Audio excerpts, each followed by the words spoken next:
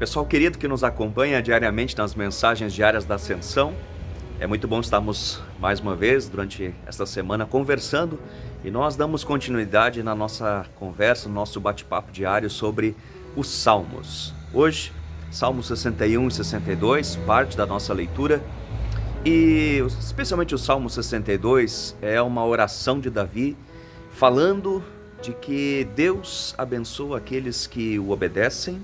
Deus coloca a sua mão sobre a vida dessas pessoas, fecha uma aliança com elas e, sobretudo, de que Deus promete aos pais e se os filhos permanecerem na obediência ao Senhor, estas gerações seguintes serão abençoadas.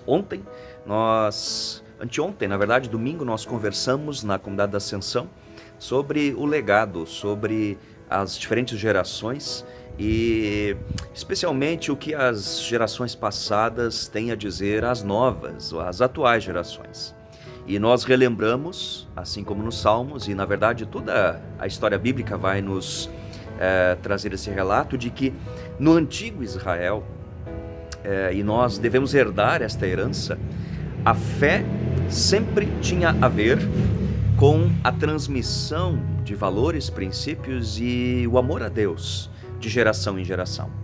No antigo Israel, o amor a Deus, os princípios, os mandamentos, as ordenanças, era sempre algo natural, era algo muito peculiar e algo muito próprio de que caberia às gerações dos avós passarem aos filhos, que passariam aos netos, e estes aos seus filhos e aos seus netos, de modo que a herança da fé, a herança do temor a Deus, a herança dos princípios divinos nunca se acabariam. Se nós formos parar para olhar, a explicação do quarto mandamento, honrar pai e mãe, tem como pano de fundo uma promessa, disse Martim Lutero.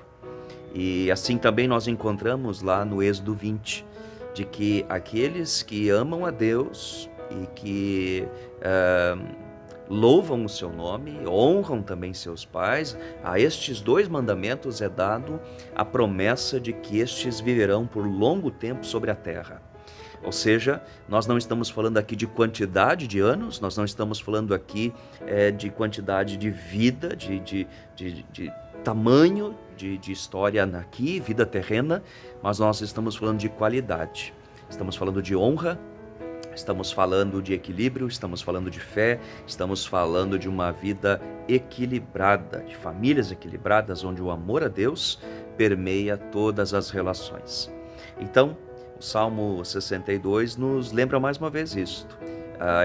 Deus é de eternidade a eternidade e deseja abençoar a vida dos pais, dos filhos e dos netos e assim por diante sucessivamente. O que fica para nós?